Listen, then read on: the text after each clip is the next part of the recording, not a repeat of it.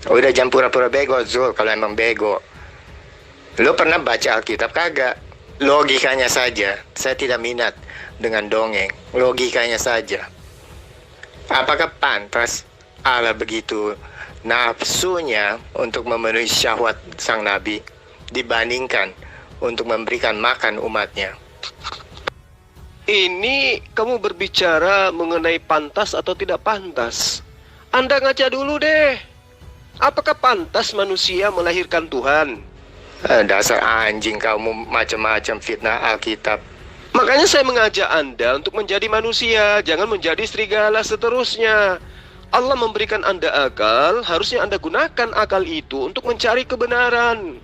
Nah, manusia tolol, makanya lu jangan kebanyakan jedotin pala lu di tembok. Ya, lu dengerin kata gua. Kamu kan mengatakan tadi, apakah pantas Rasulullah Muhammad SAW melakukan hal seperti tuduhanmu? Nah sekarang hal-hal seperti itu dipertontonkan di dalam kitabmu. Berarti itu pantas kan? Di kitabmu kan gitu.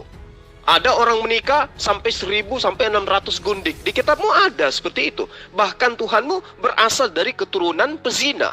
Itu kamu katakan pantas. Nah sekarang pertanyaan saya, apakah pantas menurut engkau, meski otaknya nggak ada, apakah pantas menurutmu manusia melahirkan pencipta alam semesta? Pantas tidak? Coba kamu jawab. Kalau Tuhan gua keluar dari memek, so what? Itu tandanya Tuhan gua tuh lebih hebat daripada Allah lu yang cuma bisa ciptain lalat dan nyamuk. Nah makanya itu juga lu gobloknya tolong dihilangin juga, ya. Makanya kalau kamu itu mau menghujat Al-Quran, kamu lihat ajaran agamamu dulu.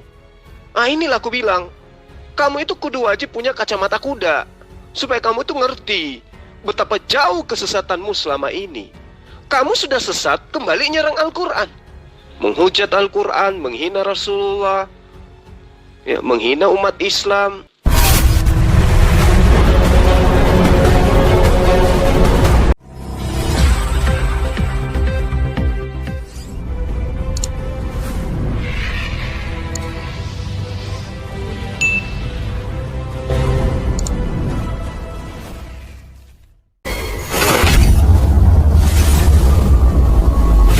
Begini Pak, maaf seribu maaf, kami tidak menganut ajaran bekas istri dan bekas anak Pak.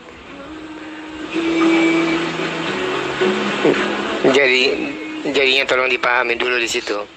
Sebab kita hidup di zaman modern dan dengan tingkat sosial yang tinggi, bukannya zaman batu yang biadab itu. Walaupun sebenarnya itu adalah nafsu untuk jinas menikmati tubuh Zainab, kalian bungkus dengan segala macam dongeng dan dusta untuk membenarkan bahwa perzinahan bapak dan menantu itu dibenarkan dalam Islam. Saudara tidak perlu minta maaf, karena berbicara mengenai persinahan atau pencabulan, hanya kitab Kristen lah yang acap kali mempertontonkan dalil-dalil yang membangkitkan nafsu syahwat bagi manusia yang normal.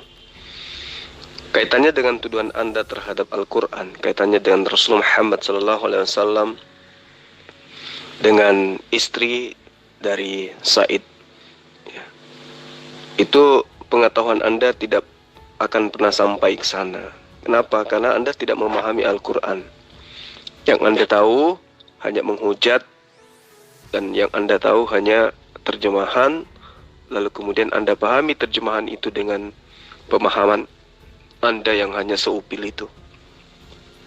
Kalau Anda mengatakan Anda tidak memahami atau tidak menganut konsep orang tua bekas anak atau bekas orang tua, itu Anda salah. Karena kalau kita menelusuri dengan teliti di dalam kitab Anda, bagaimana kemudian Abraham diceritakan meminta istrinya untuk berdusta kepada Fir'aun agar istrinya itu bisa dinikahi sama Fir'aun. Artinya kitab Anda juga mengajarkan bagaimana seorang wanita memiliki dua suami. Itu pelajaran yang sangat naif menurut saya. Kemudian kitab Anda juga mengajarkan bagaimana kedua anak gadis kakak beradik memperkosa bapaknya sendiri. Hanya ada di dalam kitab yang Anda pegang ajaran-ajaran seperti ini. Belum lagi kalau kita melihat terjemahan-terjemahan tahun 1928 ya. Itu sangat naif sekali, mengenaskan. Maka patutlah kemudian ketika gereja-gereja itu tidak menggunakan toa karena malu membacakan dan didengarkan oleh umat lain apa yang tertuang di dalam kitabnya. Contoh misalnya di dalam Yehezkel 23 ayat 1 dan seterusnya. Di situ dikatakan bahwa datanglah firman Tuhan kepadaku. Lalu kemudian Tuhan itu berfirman, hai anak manusia, ada dua orang perempuan anak dari satu ibu. Mereka bersundal di Mesir. Mereka bersundal pada masa mudanya. Di sana susunya dijama-jama dan dada keperawanannya dipegang-pegang. Ini ada dalil-dalil yang tidak cocok untuk disebut sebagai firman Tuhan. Ya. Belum lagi dalil-dalil yang menerangkan bagaimana kemudian ada perintah dari seorang yang memiliki anak memerintahkan kepada orang banyak untuk memperkosa anak perawannya. Ini adalah ajaran apa coba? Belum lagi ketika di dalam ayat yang menceritakan tentang aurat. Saya mohon maaf ya, di kitab Anda itu mencoba untuk mengambil kata aurat sesantun mungkin, padahal original teksnya kalau Anda ingin cermati dengan baik, itu bukan aurat di situ, tapi menyebut kelamin laki-laki. Ya, lalu dikatakan yang KTTL seperti KTTL keledai dan zakarnya seperti zakar kuda. Anda harus banyak belajar untuk memahami dalil-dalil yang ada di kitab Anda. Jadi jangan Anda melihat kuman dengan menggunakan pipet di atas Monas dan kumannya itu ada di Surabaya. Anda akan ditertawakan orang. Karena agama Anda itu lengkap, include semua dalil-dalil pencemaran yang ada di dalamnya. Ya. Jadi kalau mau membaca informasi-informasi porno atau cabul, ya silakan buka kitab Anda sendiri. Kalau Anda tidak percaya, boleh saya tunjukkan dalilnya. Muslim janganlah bertakia. Ya, al-azab itu adalah suatu bukti kecabulan Allahmu. Saya pengen tanya, atas dasar apa Allah menjilat ludahnya sendiri? Sebab di dalam An-Nisa 24 dan 25, Allah mengharamkan umatnya untuk menikah dengan saudara-saudara sekandung, seibu dan sebapak. Nah, anehnya dalam Al-Azab 50:51 semuanya itu dihalalkan bagi sang Nabi. Kenapa? Kenapa bisa turun azab nuzulnya itu? Apakah karena si Muhammad, Allah melihat Muhammad selalu ereksi? B, karena kerabat Muhammad itu sudah waktunya kawin, dan ini adalah suatu siasat untuk bisa menikmati mereka tanpa bayar mahar. Atau C, karena si Muhammad sering minta-minta gadis baru, maka Allah memberikan 7 macam pilihan perempuan yang bisa dia pakai, yaitu tante, ipar, sepupu, keponakan, mantu, budak, tawanan, dan semua perempuan yang menyerahkan diri untuk dipakai oleh Muhammad karena takut menjadi perawan tua. Nah, apakah ini bisa dibilang suatu peraturan yang wajib dari Allah untuk manusia? Saya rasa tidak. Ya, kecuali Bapak emang rada-rada, ya maaf ya, kurang berpendidikan dan kurang berwawasan luas sebagai manusia. Nah, oke. Wassalam.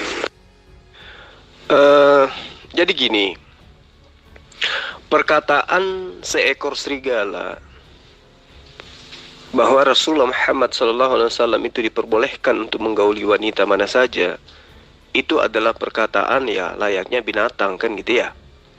Perkataan buruk, perkataan dusta yang tidak berdasar, yang biasa dikatakan oleh para pendengki syariat Allah dan Rasulnya. Nah, kemudian Anda membawa-bawa Al-Quranul Karim, Anda menerjemahkan, Anda memahami terjemahan, maksud saya, kemudian Anda memaparkan kebencian Anda itu tanpa berdasar terhadap ilmu. Ya. Kalau Anda memahami Al-Quran Anda tidak akan pernah mungkin mengatakan hal yang seperti itu. Tadi Anda menceritakan tentang apa tuh? Pernikahan Rasulullah dengan Zainab binti Jahsh. Umat Islam mengetahui bahwa sebelumnya Zainab itu adalah istri dari Said bin Haritsah. Sehingga terkadang dia dipanggil dengan Said bin Muhammad. Dan sesungguhnya pernikahan Rasulullah SAW dengan Zainab bin Jahsh itu setelah diceraikan oleh Said. Itu yang perlu kamu pahami. Lalu kemudian, ketika Anda mengatakan Rasulullah Muhammad SAW itu ya, diperbolehkan untuk menikahi siapapun berdasar terhadap Al-Ahzab ayat 50. Ya, disinilah saya sebagai Muslim yang mengerti Al-Quran menganggap Anda itu adalah serigala hitam yang tidak ada ilmu. Wa ma malakat yaminuka mimma afa Allah alaik wa banati ammika wa bana ammatika wa banati halika wa banati khalatika allati hajarna ma'ak. Jadi di ayat ini dikatakan, dan demikian pula anak-anak perempuan dari saudara laki-lakimu, anak-anak perempuan dari saudara perempuan bapakmu, anak-anak perempuan dari saudara laki-laki ibumu, dan anak-anak perempuan dari saudara perempuan ibumu yang turut hijrah bersama kamu. Nah, di ayat ini itu tidak ada yang mengatakan bahwa Rasulullah Muhammad SAW bisa menikahi ya, dua perempuan sekaligus. Layaknya di dalam kitabmu ada seorang yang dikatakan nabi ya, diperkosa oleh dua anak gadis kandungnya. Itu parah itu ya. Karena itu sudah diceritakan secara mendetail bagaimana seorang gadis bersama dengan adiknya memperkosa bapaknya sendiri. Biasanya yang terjadi itu adalah orang tua memperkosa anaknya, yang santer kita dengarkan. Ini kebalik. Ada sebuah buku yang dianggap suci menceritakan orang tua diperkosa oleh kedua anak kandungnya sendiri, yaitu anak gadisnya sendiri. Nah, ayat daripada surah Al-Ahzab ayat 50 ini itu jelas merupakan sikap moderat ya. Dan satu akhlak yang sangat mulia yang jauh dari peremehan dan berlebih-lebihan. Tetapi Anda tidak memahami itu, karena ini adalah bercerita tentang kaidah syariat. Nah, sesungguhnya di dalam pemahaman kami terhadap ayat ini, itu tidak ada perintah untuk menikahi saudara perempuan, yaitu saudara kandung, istri menikahi dua wanita yang bersaudara kandung. Tidak ada perintahnya di situ. Nah, ayat ini justru itu memberikan penggambaran bahwa sesungguhnya orang-orang Nasara itu tidak dibolehkan menikahi seorang wanita kecuali jika jarak antara laki-laki dan wanita itu dipisahkan dengan 7 orang kaki atau lebih. Lalu kemudian di dalam ajaran Yahudi dibolehkan seorang laki-lakinya menikahi anak perempuan dari saudara laki-laki kandungnya dan anak perempuan dari saudara perempuan kandungnya. Jadi inilah yang kemudian Islam luruskan. Kalau di dalam agama Yahudi dulunya seorang laki-laki itu bisa menikahi ponaannya sendiri, anak dari saudara laki-laki kandungnya, atau anak perempuan dari saudara perempuan kandungnya. Jadi boleh dikata anaknya sendiri dia nikahi. Nah, kalau di dalam ajaran Nasara itu tidak dibolehkan menikahi seorang wanita kecuali jaraknya itu sudah orang Sulawesi bilang sepupu 7 kali gitu loh. Sudah jauh kali. Makanya Islam datang meluruskan itu. Datangnya syariat Islam yang menyempurnakan semua hal yang seperti ini, itu kemudian menghancurkan sikap berlebih-lebihan orang-orang Nasara dengan membolehkan menikahi sepupu mereka, baik itu dari saudara bapaknya maupun dari saudara ibunya. Itu yang perlu kamu pahami. Lalu kemudian syariat ini juga mengharamkan Apa yang dilakukan oleh orang-orang Yahudi yang membolehkan menikahi anak perempuan dari kakaknya atau adiknya sendiri, berarti ponakannya sendiri. Justru Al-Ahzab ayat 50, ayat 51 ini membuka pikiran orang yang berakal bahwa kedatangan hukum Islam, syariat Islam, itu meluruskan ajaran-ajaran yang tidak rasional yang dianut oleh bangsa-bangsa terdahulu atau agama-agama terdahulu. Nah, yang lebih parah kemudian muncul adalah munculnya agama baru bernama Kristen yang membolehkan bukan hanya menikahi ponakan sendiri, tapi boleh menikahi sesama jenis, bahkan boleh menikahi binatang. Jadi Anda harus sadar itu, Agus, ya.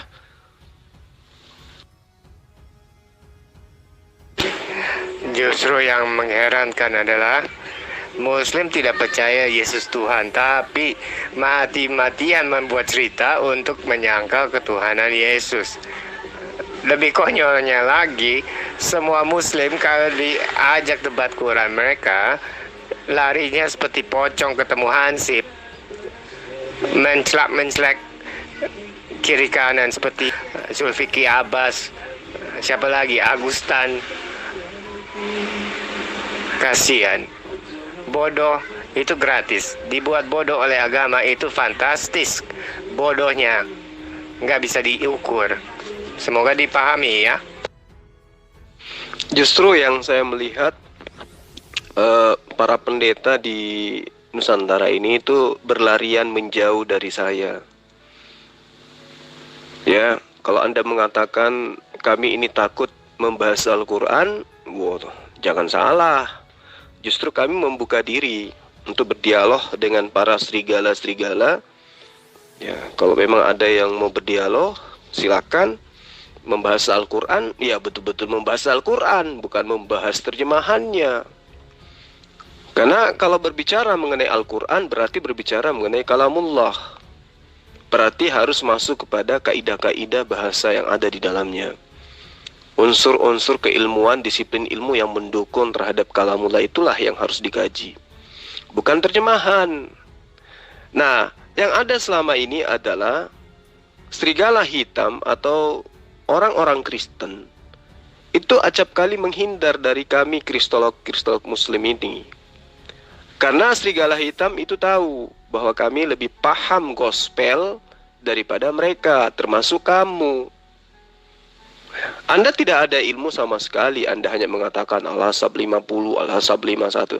Tapi Anda tidak memahami Al-Qur'annya, Anda hanya memaknai terjemahan dengan menggunakan otak Anda yang adanya di ketek.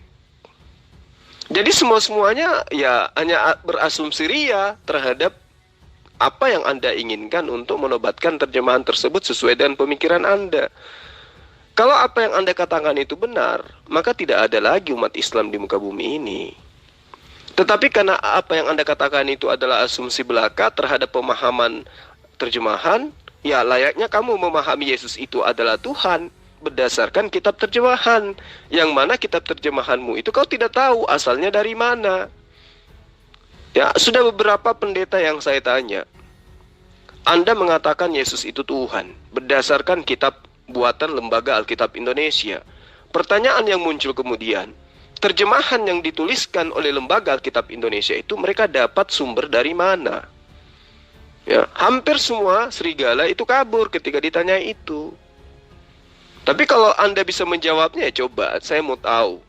Lembaga Alkitab Indonesia itu menuliskan buku suci yang Anda imani sebagai suci, itu dari mana asalnya? Apa yang menjadi sumber penulisan terjemahan tersebut?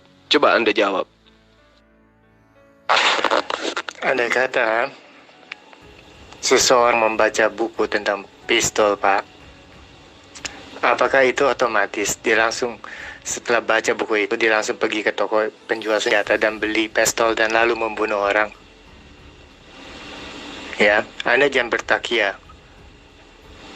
Saya pengen tanya, atas dasar apa Allahmu berikan penghalalan bagi Muhammad untuk menikah dengan keponakan, sepupu, ipar, mantu, budak tahanan, dan perempuan yang menyerahkan diri? hal yang sama itu diharamkan Allah dalam An-Nisa 24-25. Nggak usah muter-muter jauh, Pak. Silakan Bapak jawab. Di atas saya sudah menjawab, tapi karena kamu nggak menggunakan akal dalam berdiskusi, tapi hanya asumsi dan nafsu belaka, ya kamu nggak bisa paham. Apa yang diterangkan kemudian di dalam surah Al-Ahzab itu menerangkan dan meluruskan syariat orang-orang yang terdahulu. Ya, termasuk meluruskan ajaran Kristen yang membolehkan nikah sejenis, nikah dengan hewan. Sadar enggak kamu? Satu-satunya kitab suci di muka bumi ini yang membuat kitab suci, ya, yang membuat buku suci untuk membolehkan seorang gay atau lesbi menikah di dalam rumah ibadahnya itu adalah Kristen. Sadar enggak itu? Yang saya terangkan tadi di atas itu adalah orang-orang Nasara masa itu mengharamkan orang menikah dengan perempuan sepupu 6 kali. Ngerti nggak? Jadi dia harus 7 langkah dari nasab keluarga intinya untuk kemudian bisa dinikahi. Yahudi berbalik lagi. Mereka boleh menikahi anak daripada saudaranya. Itu yang diluruskan oleh Al-Quran. Intinya Al-Quran membolehkan menikahi sepupu. Ya, bukan menikahi sepupu wanita bersaudara, bukan. Tidak seperti kitabmu. Membolehkan, mengajarkan, menginformasikan, menuliskan dengan bangganya 2 orang perempuan kakak beradik memperkosa ayah kandungnya sendiri. Ya, itu kamu harus pahami dengan baik. Ya, maka itu kalau Anda ingin bertanya, jangan mengajar. Pemahaman Anda belum tentu benar. Anda berhak bertanya dan juga wajib mendengar kalau memang ingin belajar, bukan menggurui kami. Sadar ya, belajar dulu bahasa Indonesia yang benar, biar paham apa yang kamu ucapkan. Sekarang kamu jawab saya. Kitabmu itu mengajarkan 2 perempuan kakak beradik memperkosa bapaknya sendiri. Kamu nggak malu dengan dalil seperti itu ada di dalam kitabmu? Nggak malu? Di dalam kitabmu menceritakan tentang kelamin seperti kelamin kuda, besarnya seperti zakar kuda. Kamu nggak malu dalil-dalil seperti itu ada dalam agamamu? Kemudian kamu mengambil terjemahan Al-Quran tanpa ilmu, kau menjelaskan sesuai dengan kehendakmu sendiri. Kamu gak malu gitu? Ya. Ada Tuhan dilahirkan dari kelamin perempuan. Kamu gak malu itu? Masih sempat-sempatnya juga kau menghina Al-Quran, menghina ajaran Islam, tanpa ilmu, hanya dengan modal pemahamanmu pribadi terhadap terjemahan. Bagaimana kalau misalnya terjemahannya itu salah? Apa kamu gak malu? Mencoba untuk mengklaim Islam itu seperti ini, Islam itu seperti itu hanya dengan modal modal pengetahuan pribadi terhadap terjemahan. Sementara yang punya kitab sendiri itu memahami kitabnya dengan textual proof. Jadi kamu hanya mempermalukan dirimu sendiri dan juga agamamu. Adalah lebih baik ketika kamu menuntaskan pelajaranmu untuk mengetahui bahwa dari mana lembaga Alkitab Indonesia itu menerjemahkan kitab yang disuguhkan kepada Kristen? Apa pernah bertemu dengan Nabi Musa? Apa pernah ada orang Kristen yang menghafal kitab Taurat? Apa pernah ada yang menghafal kitab Yunani tuh? Perjanjian Lama Baru. Kalau tidak ada, lantas dari mana mereka ambil sumber kemudian mereka terjemahkan ke dalam bahasa Indonesia? Dan apa filternya untuk membenarkan bahwa yang diterjemahkan itu sudah benar sesuai dengan apa yang difirmankan Allah kepada Nabi Musa dan juga Nabi Yesus? Coba jawab ini aja dulu. Ya, kamu repot menerjemahkan menggerogotin, menghina, memfitnah, menghujat Islam hanya modal pemahaman pribadi. Kamu lupa terhadap kitabmu itu dari mana kitab kau itu? Coba kau terangkan. Itu terserah tafsir Anda. Saya tidak berpedoman pada tafsir, Pak. Ya, tafsir itu setiap hari baru selalu. Logikanya saja, saya tidak minat dengan dongeng. Logikanya saja. Apakah pantas Allah begitu nafsunya untuk memenuhi syahwat sang Nabi dibandingkan untuk memberikan makan umatnya? Ini kamu berbicara mengenai pantas atau tidak pantas. Anda ngaca dulu deh. Apakah pantas manusia melahirkan Tuhan? Itu aja dulu kamu selesaikan. Saya sudah menerangkan tadi, dan Anda mengatakan itu tafsir. Itu bukan tafsir. Dalil itu meluruskan konsep Nasara yang mengharamkan menikahi wanita. Ya, sampai kepada 7 lapis keluarga. Maksudnya sepupu sekali, 2 kali, 3 kali, 4 kali, 5 kali, 6 kali, 7 kali baru bisa dinikahin. Itu konsep. Yahudi justru membolehkan menikahi anak saudara kandungnya sendiri. Ini yang diluruskan oleh Al-Quran melalui syariat yang diberikan kepada Rasulullah Muhammad SAW. Ya. Makanya saya mengajak Anda untuk menjadi manusia, jangan menjadi serigala seterusnya. Allah memberikan Anda akal, harusnya Anda gunakan akal itu untuk mencari kebenaran. Anda berbicara pantas atau tidak pantas. Sekarang apakah pantas Tuhan keluar dari vagina? Coba Anda jawab itu dulu.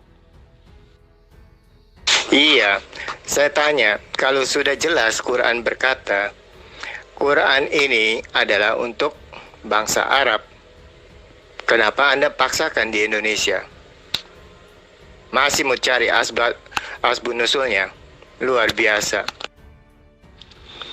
Tuyul, justru Yesus itu mengaku diutus hanya kepada domba-domba yang hilang dari Bani Israel. Lah kamu Bani apa? Hah? Makan babi itu Bani apa? Tidak bersunat itu Bani apa? Berdialog tanpa ilmu jadinya kayak gini kau, Agus. Dari dulu saya tinggal beberapa saat masih gila juga rupanya kau. Menghujat Al-Quran, menghina Rasulullah, ya, menghina umat Islam, tanpa kau sadar kamu itu siapa. Dibilang pengikut Yesus bukan, dibilang murid Yesus bukan. Jual-jual nama Yesus lagi kau. Ya. Jadi gini Gus, orang beragama itu kudu wajib berdasar terhadap ilmu. Karena semua nabi itu mengajarkan umatnya untuk memahami kitab sucinya dengan apa? Dengan akal sehat. Nah sekarang kitabmu itu yang saya tanya. Kamu mengimani buku Lai, ya, Lembaga Alkitab Indonesia, atau lupa ayat Injil. Itu apa dasar pijakannya Lai? Itu dia mengambil kitab dari mana dia terjemahkan ke Indonesia? Kalau Al-Quran itu kan jelas, kodifikasinya kan jelas. Rasulullah SAW bertemu dengan sahabat. Sahabat menghafal. Kemudian sahabat punya pengikut, namanya tabi'in. Ya, mereka pun menghafal. Kemudian begitu seterusnya, menghafal, sampai pada hari ini Al-Quran itu dihafalkan. Jadi kalau ada yang menuliskan Al-Quran hari ini, tidak masalah. Karena apa yang dituliskan adalah apa yang dilisankan 1400 tahun silam. Dan itu bisa di cross check kebenarannya. Nah sekarang kitabmu, Lembaga Alkitab Indonesia menuliskan, pada mulanya adalah firman. Firman itu bersama-sama dengan Allah. Firman itu adalah, itu dari mana dia ngambil sumber? Coba, Yesus itu adalah Tuhan, sumbernya dari mana? Ini dulu, ini PR besar yang harus kalian selesaikan. Jangan kamu usilin terjemahan Al-Quran, karena umat Islam itu mengkaji Al-Quran tidak hanya melalui terjemahan, tetapi memiliki disiplin ilmu yang lain. Sadar enggak kamu di sini? Ya, sadar enggak? Ya, saya terima tantangan Anda. Kita diskusi pakai teks saja biar orang bisa tahu siapa yang berdusta. Silakan. Silakan Anda mau pakai metode apapun. Saya minta kepada Anda, coba Anda tunjukkan kepada saya apa yang menjadi sumber dari Lembaga Alkitab Indonesia sehingga muncul terjemahannya itu yang kamu imani sebagai buku suci? Jawab. Nah, manusia tolol, makanya lu jangan kebanyakan jedotin pala lu di tembok. Ya, lu dengerin kata gua. Satu, lu fitnah gua makan babi, emang lu pernah lihat? Kedua, kalau Tuhan gua keluar dari memek, so what? Itu tandanya Tuhan gua tuh lebih hebat daripada Allah lu yang cuma bisa ciptain lalat dan nyamuk. Ketiga, apakah Tuhan hanya untuk kepada Yahudi? Oke, sekarang gue juga minta lu bawa pulang itu Quran Arab lu ke Arab, sebab ada tertulis Asy-Syura ayat 7, kami turunkan Quran dengan bahasa Arab supaya kamu beri peringatan kepada kota Mekah dan sekitarnya, bukan Indonesia. Apalagi lu mau fitnah? Nah, sekarang kamu jawab. Kamu kan mengatakan tadi, apakah pantas Rasulullah Muhammad SAW melakukan hal seperti tuduhanmu? Nah, sekarang hal-hal seperti itu dipertontonkan di dalam kitabmu. Berarti itu pantas kan? Coba, bahkan dua orang saudara kakak adik memperkosa ayah kandungnya. Pantas kan? Di kitabmu kan gitu. Ada orang menikah sampai 1000 sampai 600 gundik. Di kitabmu ada seperti itu. Bahkan Tuhanmu berasal dari keturunan pezina. Itu kamu katakan pantas. Nah, sekarang pertanyaan saya, apakah pantas menurut engkau yang sehat itu? Ya, yang masih berwujud manusia itu, meski otaknya nggak ada, apakah pantas menurutmu manusia melahirkan pencipta alam semesta? Pantas tidak? Coba kamu jawab. Makanya itu dituliskan, dicatatkan, ya, supaya manusia itu jangan melakukan. Sebab di perjanjian lama juga dituliskan hukumannya apa. Lain dengan Anda kan? Bukannya hanya diperintahkan untuk sundal dan zina di bumi, tapi juga dijanjikan zina dan sundal di surga. Udah jangan pura-pura bego, Zul, kalau emang bego. Lo pernah baca Alkitab kagak? Buktinya aja lo nuduh pernikahan gay sama kelamin dengan binatang. Mana buktinya?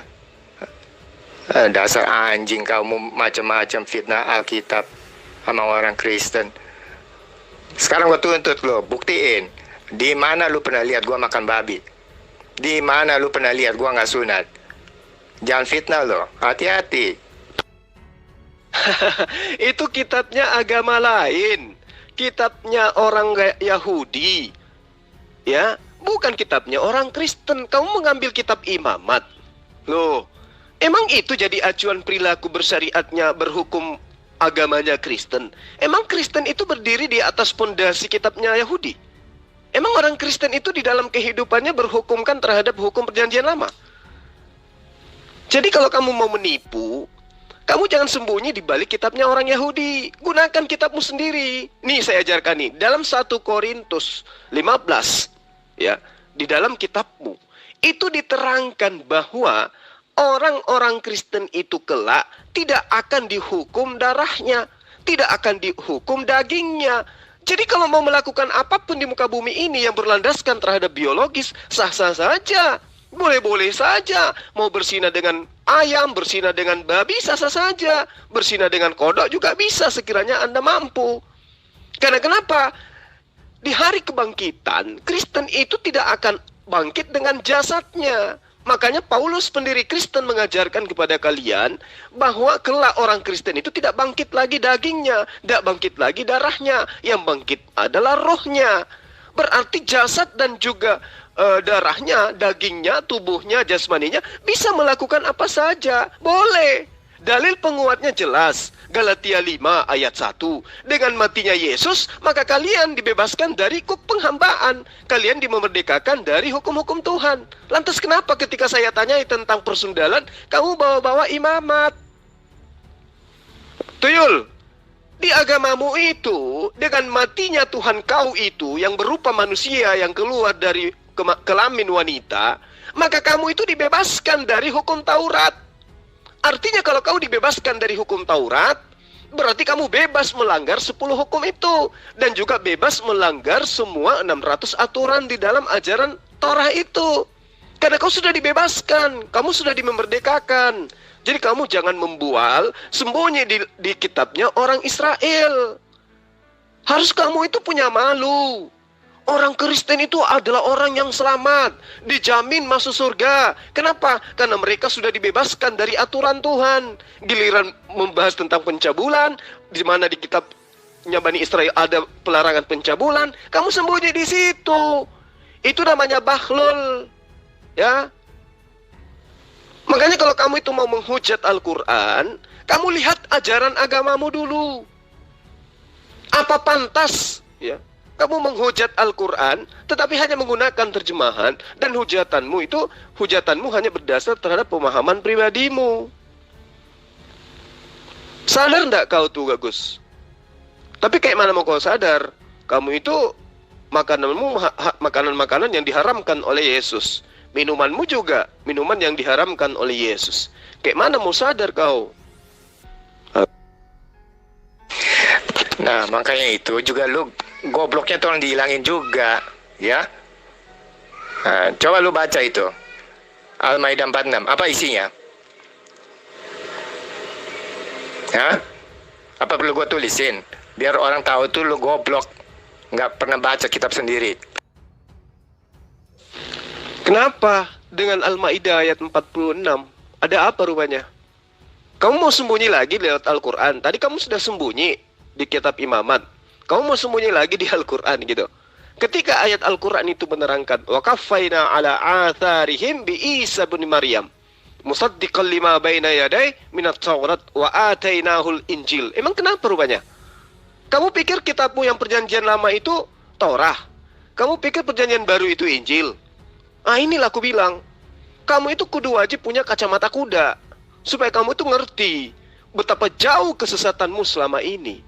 Kamu sudah sesat, kembali nyerang Al-Quran. Harusnya kamu perbaiki diri kamu dengan pemahaman kamu terhadap kitabmu. Ya, buku Kristen itu adalah terjemahan. Diterjemahkan dari mana? Kamu pun bingung, gak tahu dari mana diterjemahkan itu. Sampai hari ini belum ada seekor serigala pun yang mampu menerangkan kepada kita. Lembaga Alkitab Indonesia menerjemahkan kitab mana sampai orang Kristen Indonesia itu bisa memiliki kitab. Coba, pikir enggak kamu sampai di sana? Bagaimana kau bisa menjebarkan kepada kita kebenaran agamamu itu seperti apa dengan hanya menggunakan terjemahan? Mana sumbernya? Kamu nggak tahu. Ketika Al-Quran menerangkan wa kaffaina ala atharihim bi Isa bin Maryam musaddiqan lima baina yaday minat Taurat wa atainahul Injil fi hudaw wa nur wa musaddiqan lima baina yaday minat Taurat wa hudaw wa mau'idatan lil muttaqin. Apa yang ingin kamu ambil sebagai tameng, sebagai pondasi untuk sembunyi dari apa yang saya terangkan setelah kau menghujat tadi? Di sini dijelaskan, kami teruskan jejak mereka dengan mengutus Isa putra Maryam. Sekarang kamu mau mengatakan Yesus itu adalah Isa putra Maryam. Sementara beberapa tahun yang lalu, bahkan di awal tahun 2021, kau menghujat dengan mengatakan Yesus bukan Isa. Sekarang kamu ngemis. Sekarang kamu jilat pantatmu sendiri dengan mengatakan Isa putra Maryam yang ada dalam Al-Quran itu adalah Yesus yang kau tuhankan itu. Memang dasarlah kau tidak punya otak. Nabi Isa alaihissalam membenarkan kitab sebelum kitabnya, yaitu Torah, dan itu kami imani.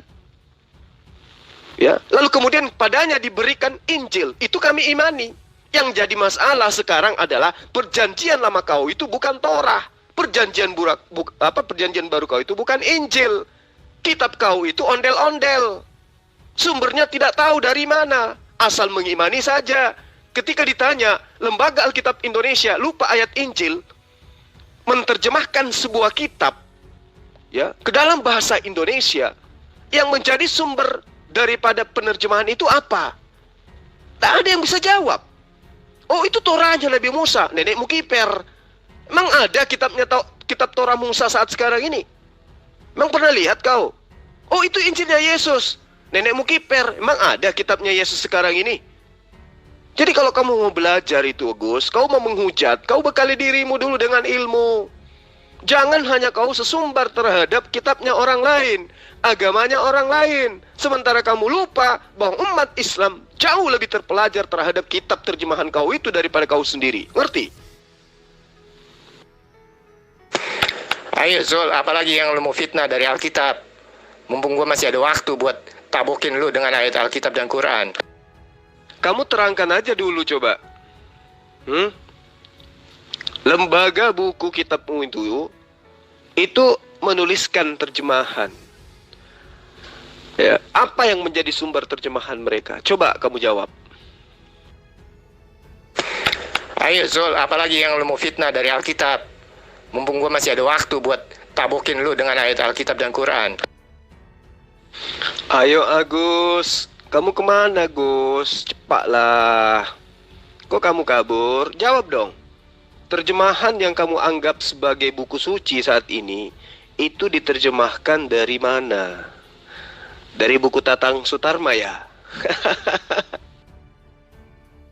Agus, jangan kelamaan nangis kau. Ayolah jawab. Ya, lupa ayat Injil atau lai itu menterjemahkan buku mana? Sampai kalian punya buku yang kau anggap suci, yang kau sebut kemudian dengan sebutan Alkitab tanpa malu-malu. Ayo dong jawab. Oke, karena saya anggap si Agus ini, serigala hitam kurapan ini sudah kabur, ya, nggak bisa mau jawab apa, hanya modal hujat, ya. Kebanyakan makan guguk sih soalnya. Jadi saya sudahi ya.